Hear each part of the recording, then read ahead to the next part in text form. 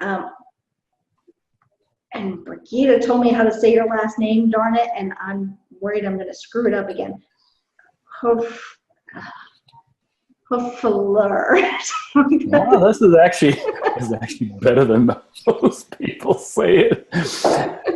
Well, our last name is a blessing and a curse, depending on which side of the Atlantic we are. Now that we live in the United States, our last name has become somewhat of a liability because it has, no, I'm exaggerating, it includes sounds that the English language doesn't make. So properly pronounced in German, our last name sounds like this, Höferle.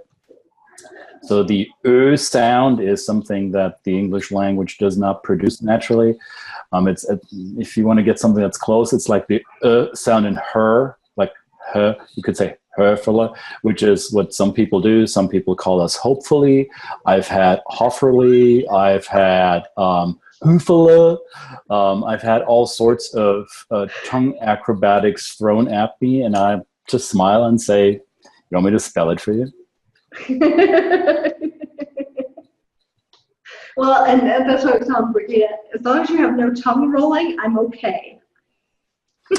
Well, you could do it with some tongue rolling. The R, imagine you're rolling the R like somebody from Scotland. So both my wife and I were from southern Germany, where we roll the R's on the tip of our tongue. So it's actually Höferle. So there is a bit of a roll there, normally. Yeah. But Northern Germans don't speak like it. Northern Germans look at me and say, well, what's the language you're speaking? That's not proper German. And I said, well, to me it is. Proper is all in the eyes of the beholder. Exactly. Well, anyway, thank you for having me on this program. So I'm excited. Awesome. I was super excited to have both you and your wife. I was kind of hoping to have you both together, but then, you both said, oh, well, we could take up an hour by ourselves. I'm like, okay, well then maybe we better split it. I'll try to be as brief as I can. No, that's fine. That's fine. So, let me get my questions. I already lost them again on my screen. I don't have enough screens. Like I do at home, I have dual monitors, and I don't have enough screens here to do this with. First world problems. Yeah, exactly. All right, so Christian, you are the culture guy. Yep. Right? And I love that. And I saw a video actually that you had done recently where you were standing on the other side of the street of a bunch of protesters. Oh yeah, that was, well, it's been a while ago. That was during the when the Trump campaign, during the election campaign in 2016. And yeah, we still lived in a small town in southeast Tennessee when I was filming that. I was a little bit irritated to see that play out in the town that I lived in, and I felt compelled to document it both for myself and for people out there. And it's not because I wanted to take sides or I wanted to send a political message. I am not a U.S. citizen. Not yet, at least. I do not vote in this country, so I don't feel like it was my place to state an opinion. It was simply very irritating to me that an official candidate who ran for office, for state office in Tennessee, was promoting his platform with unapologetically racist campaign slogans. And that's what I got from it. It was very frustrating even for me to watch, because I get very frustrated regardless of which side of the fence. Racism, period, just needs to go away. And it's just one of those things that's very frustrating to me, because people hold on to race based on their ancestry, and they use that as the excuse. Well, there are people. A lot of people have excuses for behaviors, and they become their kind of default explanation for what's going on. And maybe that's why somebody called me the culture guy. So it's not a name that I gave myself. So I come from a culture where self-promotion isn't necessarily endorsed. We are raised to be more modest and let others sing our praises. So I had to learn that when I moved to the United States, that it's okay to toot my own horn once in a while. I would have never come up with a name or a moniker like I'm Christian, the culture guy. It happened. I was part of a mastermind group for several years, and there was one of the members on our mastermind group, on the group calls that we had every week. She came on the call late after I had done my 2-minute hot seat pitch. She came on and asked, yeah, I'm sorry, I came on late. And I did it again in 30 seconds. Mm-hmm. She said, oh, yeah, I know you are. You're the culture guy. And everybody's kind of smiling, and that stuck. So I thought, okay, if that's what they want to call me, if the shoe fits, I'll wear it. And that kind of stuck with me for the past, I want to say 5 years now. And it's now become the title of my podcast program. So it's called the Culture Guy Podcast. Very cool. I think it's a great name, though. And I like it because you do like to study different cultures, correct? Well, I don't only study them, I teach people how to understand them. Right. So now, yeah, go ahead. Through multiple methods or just through BANK? Just asking. Oh, no, we use multiple methods. So okay. BANK is one of the assessment instruments that we use to work with our clients. So people, even my parents don't fully understand what I do. So I'm going to be careful how much I'm going to dive into right now without giving you some kind of context. So as you may hear, I speak English with a little bit of an accent. This is not my first language. So I was born and raised in Germany, and I came to the United States 30 years ago for the first time as a teenager. So I'm dating myself. I was 17 in early 1988 when I came to Minnesota to stay with a family that was up until that time completely unknown to me. They volunteered to take me in as their host exchange student, and I lived with them for almost the entire year. 1988, I went to high school there. And that's the first time that I got introduced to the United States, its people, its culture. And it's where it kind of caught the virus, because I'm back. And ever since that experience 30 years ago, I was either in social circles or professionally. I was always the guy that people pointed to, and they said, hey, there is English speaking people, there's the Anglos. Why don't you handle that? Because you speak English better than the rest of us and you get them.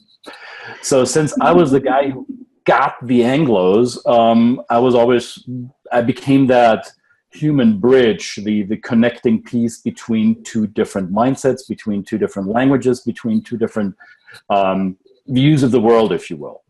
And 10 years ago, I made that my business. I didn't realize that initially that this is kind of my gift. I was a journalist. I worked in the music industry for many, many years. And 10 years ago, living in Tennessee then, I was confronted with the fact that there is an increasing number of non-U.S. businesses locating in the Tennessee Valley. And I realized, wait a second, they will all fall on their faces just like I did 30 years ago. And they have no idea where they moved to. They may think they know the U.S. because they have traveled. They've been to Florida. They've been to Manhattan. They've seen the Grand Canyon. Maybe they were in LA and San Francisco. They did all the touristy stuff and they understand the US. And then they came to Chattanooga, Tennessee, where you could pick Lexington, Kentucky, or you could pick, I don't know, you could pick Des Moines, St. Louis, Arlington. It doesn't matter. It is not the stereotypical United States. And I realized with my personal and professional experience, I could be the person, and then the company who could make that transition a lot easier. So that's what we do. We train and we coach people how to be successful across cultures. And we do that, amongst other things, using BANK, because there are cultural behaviors, types of acting, reacting, communicating that are rooted in our culture and our cultural upbringing. And there are other elements of our behaviors that are personality based. So I always make sure that people understand that there's a difference between culture and personality.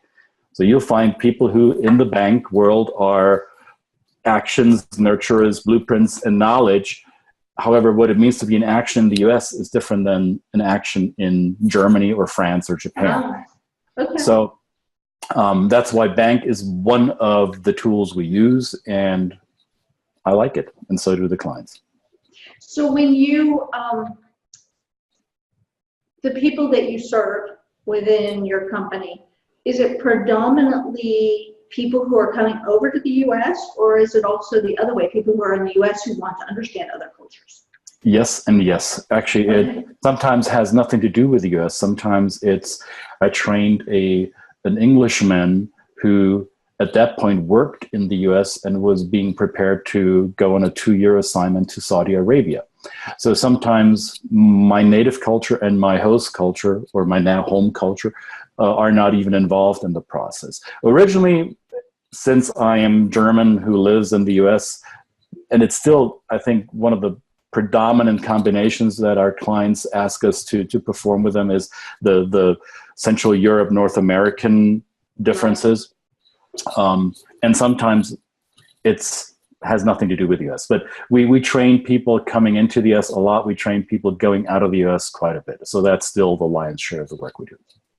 Very cool. One of the things we were looking at, but where I was pushing it, is my husband had the opportunity to go work in Hong Kong. And it didn't come to fruition, but I really wanted to do that. And I'm like, then we can go expat, and I'm thinking all these things. And that is a whole nother, thing, right? Is understanding how to do expat and to be successful at it as well, right? That is part of our training. So some of our clients, or I would say, it's evenly split. 50% of our clients are actual expats and their spouses and families, if they have them, who not only need to be prepared how to work successfully in another culture, but also to make a home and do the non-work related things like finding a place to stay. What is school like there? How is traffic? Where do I shop? How do I handle the sense of isolation that I may get after 3, 5, 6 months?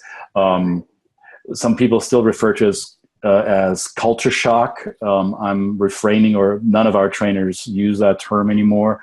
But it's, if you read it out there, hear about culture shock, that some people still refer to it that way. We try to stay away from it because shock is something you would have, like, I hate to bring up a recent example, but there was a school shooting in Florida yesterday. That is a shock that you have if you are part of that. Moving to another culture should not be shocking in that sense. It may be discomfortable. It may be unfamiliar to you. It may be new and irritating.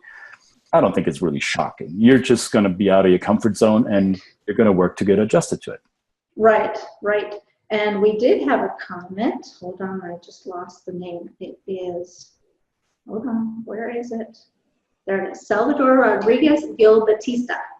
Yeah, my friend Salvador. Hey. He said he admires you and you're his mentor and colleague. Well, I think that goes both ways. Salvador is one of the trainers I work with frequently, and he's down in Mexico, and he is amazing. Just shout out to you, my friend. Oh, cool. So you've got people then all over the world, all over the globe that you work with. Yeah, we are a collaborative bunch. I think in our field, we eat the cooking, we practice what we preach. So we, I have yet to meet somebody in our industry who does it competitively, cutthroat, dog eats dog. We all know that we will meet each other one way or the other again. So it's more of a collaboration approach rather than a, well, you're stepping on my turf, this town's too big for 2 of us. No. We typically are good with each other. Yeah, that's my signal too. Cheers. Sorry, I was getting dry throat. I've been there. It's that time of year. Yeah, it is. Allergies, it's like all of a sudden. So I apologize. Hey, this is what we call as ising it. It is what it is. So yeah, Brigida said that the other day too to me. Well, and that's what I tell clients as well. So imagine you're in Hong Kong and it's been 2 weeks and you can't freaking find out where your apartment is because you don't remember, and your GPS or your phone hasn't switched over to the new SIM card, and you don't know how to ask directions. Well, what do? You go back to your instincts and you just operate, and you don't overthink it. Right. As a matter of fact, it was funny because it was very annoying, actually. You go to Hong Kong and they all the guidebooks tell you that they speak English. They don't speak English. Well, and then maybe they not tell the you way that they tell you they speak Cantonese. I think it's Cantonese. Yep. Or maybe that is the one that they speak. No, I think they tell you they speak Mandarin and English, and they don't. They speak Cantonese. Right, That's which the is order it goes in. But it's like rather the guidebooks lied to me. Well, but even if you do speak Mandarin, I would assume that you could get by in Hong Kong. However, you'll be viewed as an outsider. And language is one of those indicators. And it doesn't even have to be a foreign language, for heaven's sake. You look at the US and all the other English-speaking territories. If you come to the South, I live in Atlanta, Georgia. If you come to Atlanta, which is a rather diverse place and rather, I would say, open-minded place, despite it being in the South, you come in here with a Northern English accent from, I don't know, Liverpool, or go further like Newcastle. You come in here with a Newcastle accent, that will be a red flag. That will indicate that you're not part of the community yet. So it doesn't have to be a foreign language that raises the, hey, I'm a foreigner flag. Sure. Well, any place over in the Asian cultures, my blonde hair would be a dead giveaway, right? It's not right.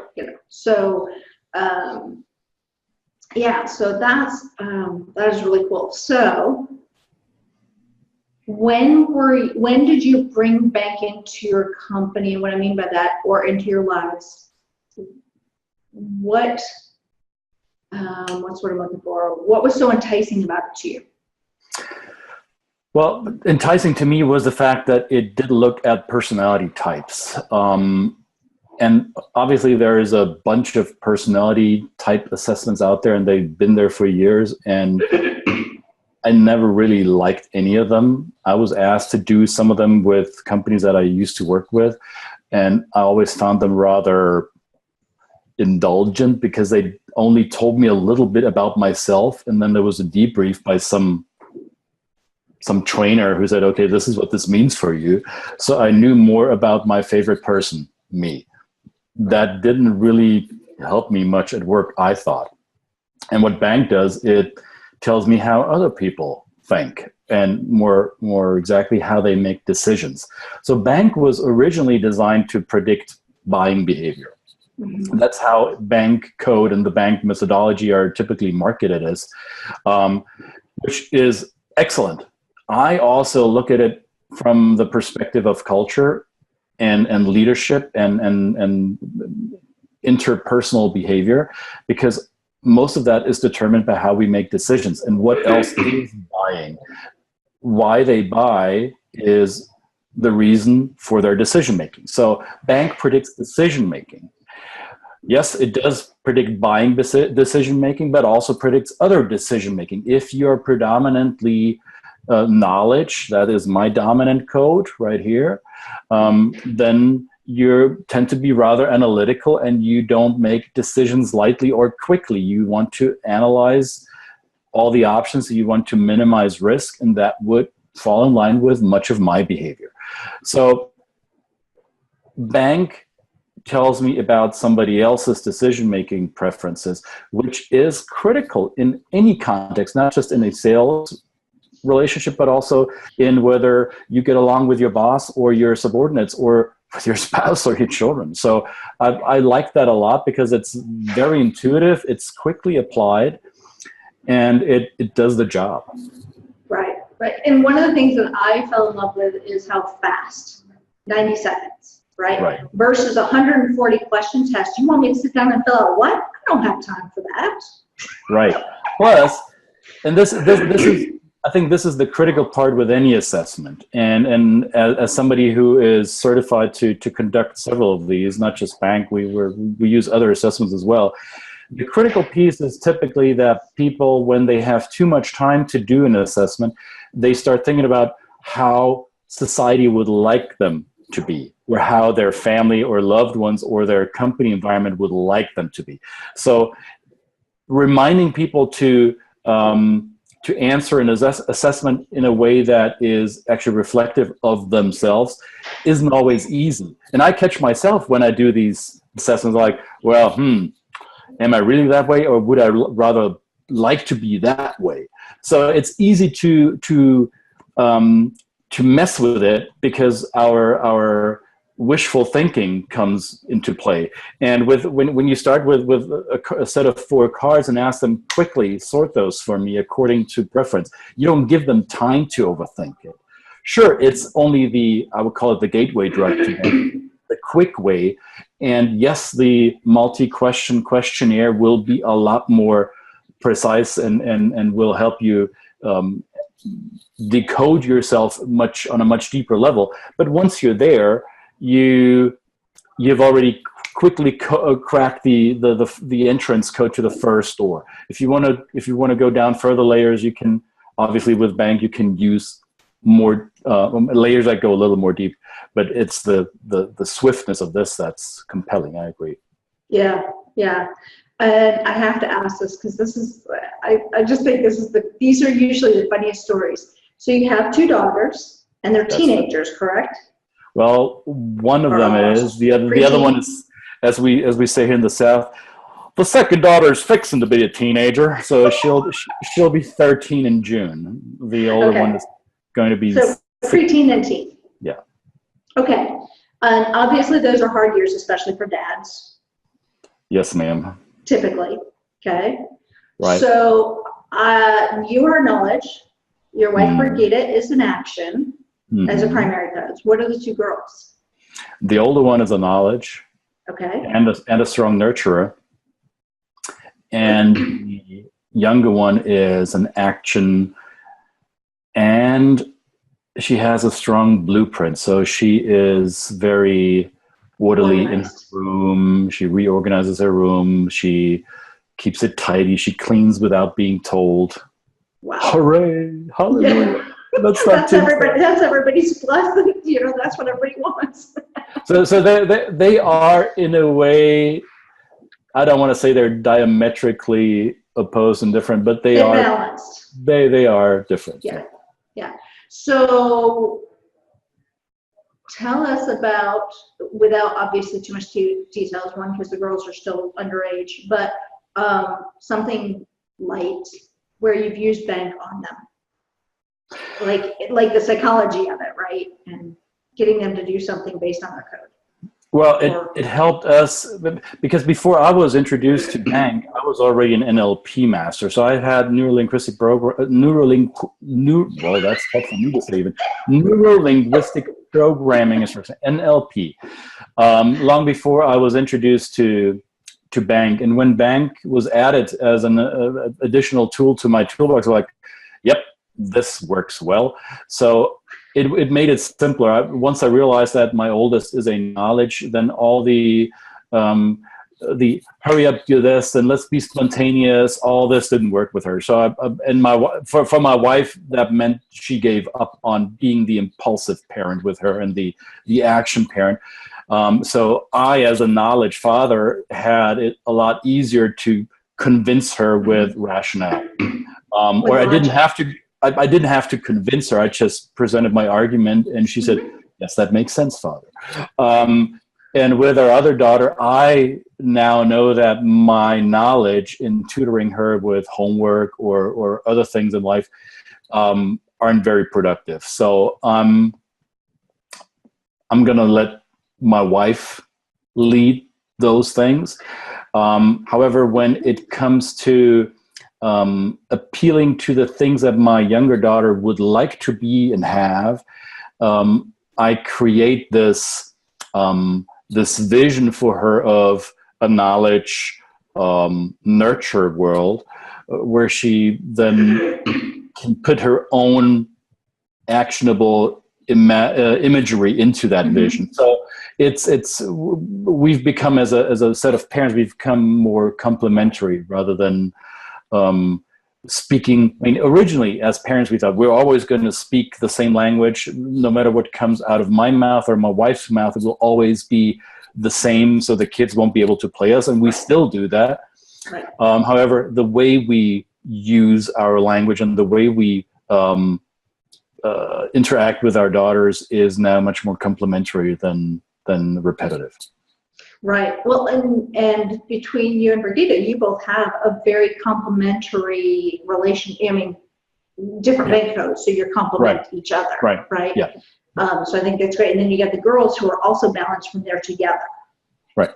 Right. So that's great. And so it's almost like you work with the one who's knowledge, and then she works with the one who's action to make everything nice and happy and make a happy home.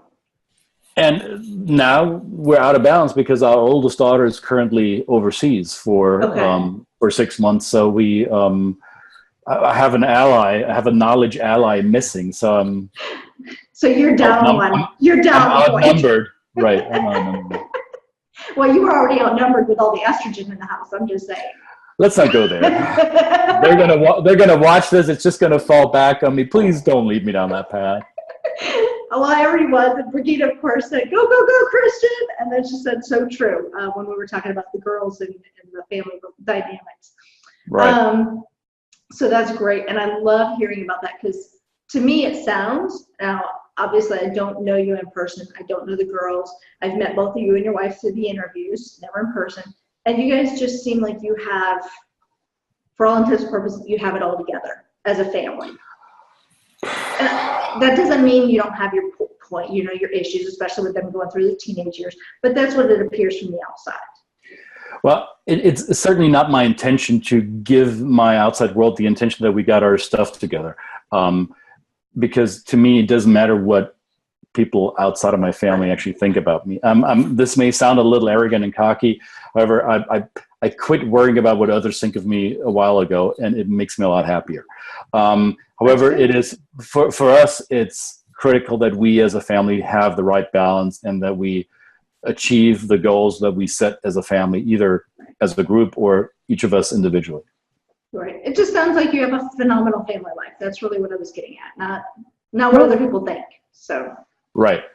I like my family. So yeah, we have a cool family. I agree. All right. So now let's shift a little bit to more professional. Tell us about a situation where you've used bank either to help you out with a particular situation or how you use it. We use it.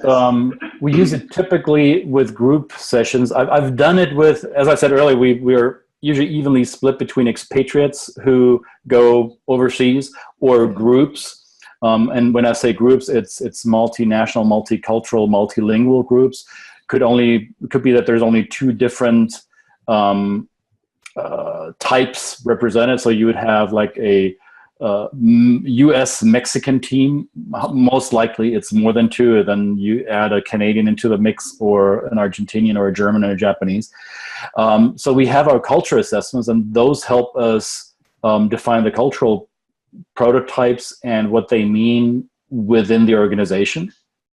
However, with any culture, there are variants of behavior. So let me give you an example. The U.S. are known to be one of the most individualistic cultures. So on any assessments that are out there in the cultural world, the U.S. typically rank the most individualistic. It's a culture where the I dominates the we. Other cultures, for instance, Mexico, which is just across the border, are very group-oriented cultures, communitarian we cultures. So you have a strong difference between those two dimensions, cultural dimensions, as we call them in our business. Now, within that doesn't mean that every American is super individualistic or that every Mexican is super group-oriented. There is no such thing as the American or the Mexican. There are variants within every culture. So that's where bank comes in, because we can define, well, is somebody more in a communitarian, group-oriented culture, is somebody more of an action type, or is somebody more of a nurturing type? So if somebody's more of a nurturing type, that would explain why they are much more group-oriented than everybody else in their culture. And if they're more action type, that means they do strive for individual success or individual self-actualization that sometimes does not take group interest into account. So it is another layer for us to decode, decipher, explain, and moderate human behavior, whether it be individual or in a group setting. Well, we have multi-layers, so it's not just Right. a one-size-fits-all. Right. So, and I'm going to jump off track because I was just thinking about this. You were talking about the multicultural and all that. You have, and I may be wrong, or I may be totally screw this up, but don't you have a where someone can provide their email, their name and email, and get a list of the different countries' codes? Right. Yeah. That's something that we offer to people who come visit our website and want to engage a little more with us.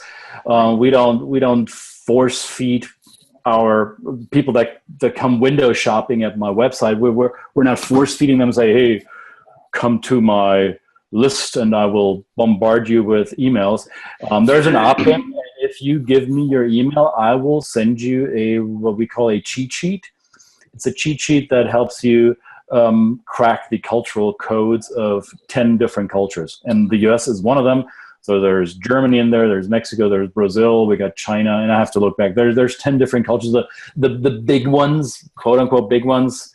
Of course, obviously, I'm neglecting 200 other cultures, but it's a starting point, and that's a rather in-depth tool that people can use. It's free.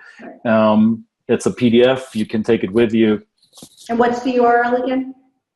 It is theculturemastery.com. So that's the name of our business, The Culture Mastery. We help people master cultures, and that's why the website is the is important, theculturemastery.com. That's awesome. I'm going to go out and get that because I'm getting ready to take a vacation. And my sister-in-law is Colombian, and Right. we have never done well at connecting at all.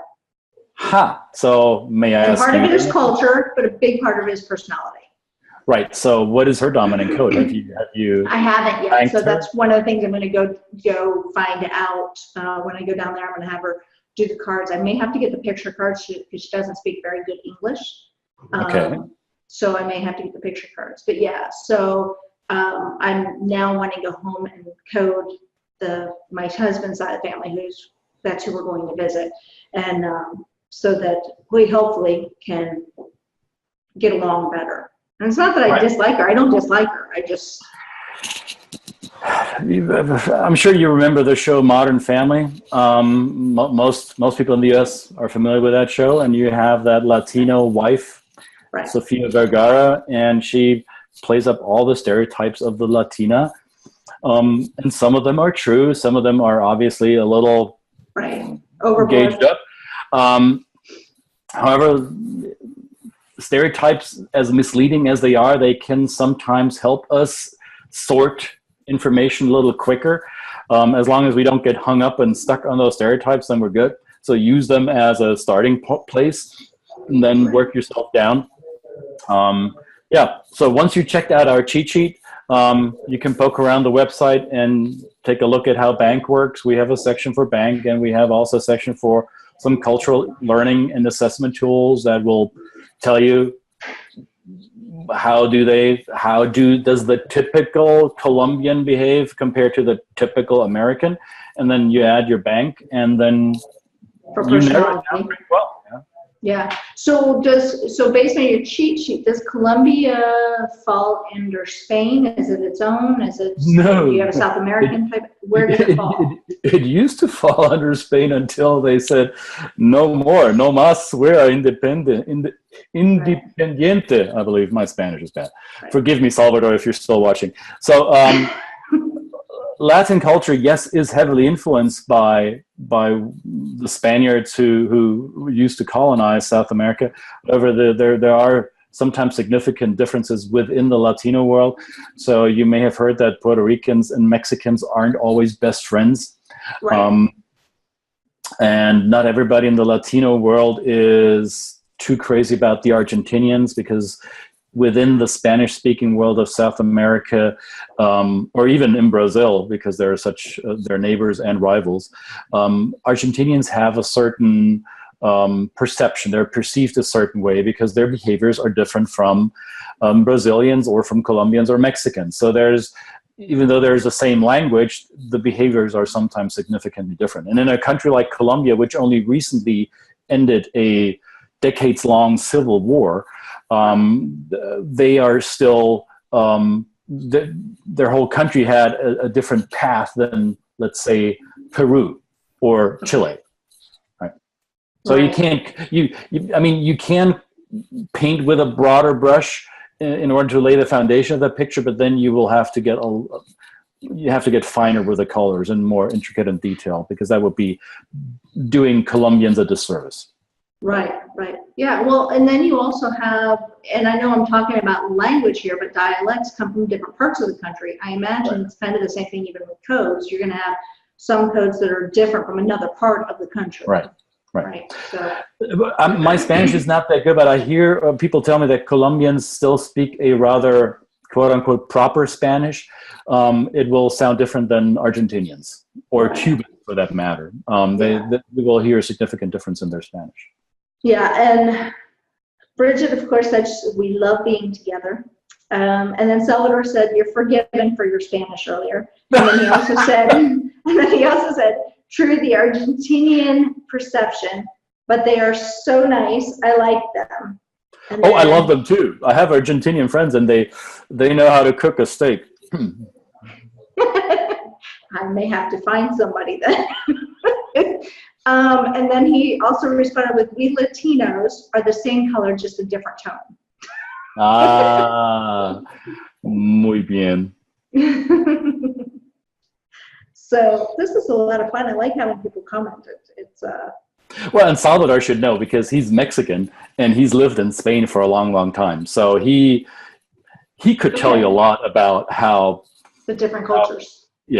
And I mean, it took an Irishman, right? George Bernard Shaw, the famous Irish writer, who said, allegedly, I'm not sure if that quote is really attributed to him, but that's how I remember it. The United States and Great Britain, two countries separated by a common language. Right? And the same is true for a lot of Spanish-speaking countries. Spain and Venezuela, not exactly the same people, even though they speak the same language. They speak the same language, but a lot of times it doesn't even sound the same in some places, right? Because of the dialect. Correct. So, So, and I grew up down in South Florida, so we had a lot of people from Mexico and Cuba and a lot of the other, the islands and things like that. And there was always a lot of issues, a lot of tension between the groups, right? So, okay, let me see what else. All right, so you've talked briefly about how you use Bank within the groups. How else do you use Bank? Typically when I go to a client. Okay. When there is a getting to know meeting, when I'm pitching a client, when there is this lunch meeting, or hey, would you come and talk to us how you could help our company? So when I make those visits, I whip out my cards out of my wallet, and before I start into any of the conversation, we'll do that. And I have this. I use social media quite a bit, and even though I've aged a little bit, I'm not a teenager anymore, but I've been around social media long before there was a Facebook. And my oldest social media profile is LinkedIn, and it's still to this day, and we're doing a Facebook Live, no disrespect, Mark Zuckerberg, but LinkedIn has the biggest ROI for me, has always had it, and I foresee it to be for a while. So I get a lot of LinkedIn connection requests from people whom I don't know. We may have connections in common. Sometimes there's people that are third degree removed from me that send me an invite, and I have no idea who they are. And I want to make sure that I keep my connections on LinkedIn somewhat curated. I don't want to go connect with anybody, because in the end, they're just going to send me stuff that I don't want to read, and it doesn't add any value to my day. So I have this prepared response whenever somebody sends me a LinkedIn invite. And for those of you who feel inclined to do so now, you will get a standard response from me that will say something like, "Thank you for reaching out to me. I'm happy to connect if it's mutually beneficial for us. And here's how you crack your bank code. Link to my bank pass. Please do me a favor. I'd like to get to know you a little better. Sort these cards according to your preference. It'll help us save both some time, and I'll be able to serve you better." And that's how they crack their code. And I know how, if they do crack their code, then I know they're serious about the LinkedIn connection, and I know how to respond to them. I know how to continue the conversation. Bingo. That's fabulous that you mentioned that, because that's one of the things I'm getting ready to do this week, is start cultivating the relationships I have on LinkedIn. And like you, I've kept my list pretty clean. Like, it's only people that I've met. I don't just let anybody into my LinkedIn. So I don't know why, but I protect that one a lot more than I do Facebook. And yeah, so I'm going to start working on that. And I can even do that with people that I know on Facebook, but start cultivating those relationships. Right. And I love that, starting off with the bank pass and having them do my bank pass so that I can understand them better, right off the bat. And like you said, whether they fill it out or they don't will let me know whether or not they're really ready to move forward in a mutual relationship. Right. And I don't know what other people's numbers are and how they handle LinkedIn, but I know that of the people that send me LinkedIn requests and they get my response, it's less than 50% to actually answer it, and which tells me, okay, you're just fishing, and delete. So if you've been deleted off my LinkedIn, it's because you did not interact. It's called social media, not unsocial media. So simple. That's cute. And I'm going to actually, and I hope you don't mind, but I'm going to take a lot of this stuff. I mean, you've given some great information here, very valuable to me, and I hope to the listeners as well. So let me ask this to try and kind of give back a little bit. When you have somebody fill out to get your country code, do you invite them to crack their code at that point? Yes and no. Series? Yes and no. It really depends on how their interaction proceeds. So if they are, some people are only window shoppers. They only want to poke around and they want to get the freebie and walk away. And if they do so, I'm not going to chase them. That's my knowledge in me. I'm not enough action to chase every lukewarm lead that way. So I wait for them to drop another shoe before I invite them to engage on that level. Okay. Yeah, that's definitely fair. And I do like that, because you're warming them up before you ask them to go fill it out a little bit more. Yeah, and I'm still a fan of the dogma of permission marketing, right? And absolutely. I'm sure other people call it different things. However, I grew up in the 70s and 80s, and I grew up with being force-fed, like the funnel down my throat, force-fed marketing. Buy me, buy this. Look at this. I'm done. I don't want to be sold that way. I walk away from the person in the mall waving their little wand thingy at me from their pop-up booth. I don't care. I know you got to make a buck to feed your family, but I don't respond to that kind of in-my-face marketing. So if somebody gives me permission, then yes, they need to crack the door open for me to walk through it. I'm not gonna bombard down your door. I like that, the crack the door, and I may have to reuse that one too. That's really good. So and then Alan Hedblum has responded. Hey. Thanks, Christian and Tami, for combining the conversations of culture and personality. Hold on, it's cut off on my page. Whoops. Alan is a lovely guy. You should all know Alan. Alan Hedblum from Michigan. He's a language expert and teacher, and he's got an awesome YouTube channel you should check out. It's called Feel Like You Belong, where he interviews people that came to the US from abroad and made the American dream work for them. Nice. Great guy to know. Alan was awesome. Thanks for watching. Very cool. I may have somebody, if Alan is still doing the interviews, I may have somebody or a couple of people that I know in my network that might be really great options for him to interview. Tube knowledge giving. Oh, Brigida says, oh my God, tube knowledge is giving a ton of value and with fun. So that's awesome. Well, we don't want to be boring, I'm just saying. My second code is still action, so I might be knowledge first, but then there's action. So deadly combination. I will kill you with information. And do it fast. Right. And thoroughly. There you go. And use logic, which then, between killing you with the information and the logic, and now you actually, yeah, that is a killer combination right there. That's really good, though. I'm trying to see if there's any other questions. I don't think I really have much. Oh, the other thing, and I mentioned this to Brigida, because you guys do a lot of webinars and things like that too, correct? Right. She does more of that, actually, and she's more disciplined than me. Yeah. I'm more the podcast person. Okay. All right. So what I was suggesting to Brigida is to do an automated webinar. So come again? I'm not sure I heard that. To do what? An automated webinar. Yes. Yeah, that way she doesn't have to say the same thing over and over and over. She can be there if she wants for the comments and the questions, but then she doesn't have to. And the automated piece, meaning now they have it so if you have an automated webinar, if they ask questions, you can have it come to your cell phone.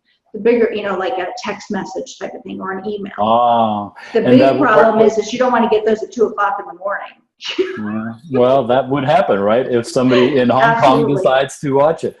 So what platforms do you recommend? Webinar Jam, or what are some of the more elegant versions to do that? I haven't tried it. So the best one that I've worked with is Stealth. Okay. STEALTH. An impossible word to pronounce for Germans, by the way, but that's all right. Is it really? Okay. Yeah, we don't have the TH sound. The LTH. Oh, okay. And having a TH sound followed by an L is particularly hard for Germans. So Stealth. It's one of the litmus tests when you Stealth and squirrel. Squirrel and stealth. Those are 2 words. Try those in a German, and if they can pronounce it properly, then they've lived in an English-speaking country. Now I'm going to be going around, walking the streets, looking. Hey, are you German? Yes. Can you pronounce these 2 words? I can see it now. And the other one that I want to try that I have not tried yet is ClickFunnels. Okay. Webinar. So I don't like their back end, but I love their front end system. So the landing page builder and things like that. But yeah. Well, look forward to being taught by you. I need to up my game on that as well. Yeah, awesome. I'm looking forward to sharing. So other than that, is there any parting thoughts you'd like to share before you leave? Not that I want this to end, but it's got to end sometime. My parting shot here would then be, because I'm a knowledge, and those of you who are familiar with Bank and BANKcode, we have different greetings for the different codes. So the action types would high five, the nurturers would hug, the blueprints would shake hands, and since I'm a knowledge, I'm going Spock style. I'm saying, greetings to you, stranger. I see that we are different. May the sum of our differences elevate life for both of us. Very well said. Thank you so much, Christian, for taking the time out to spend with us. Thank you. I really enjoyed our conversation. Thank you. Have a great day. Thanks for watching, everybody. Thanks, everybody. Bye.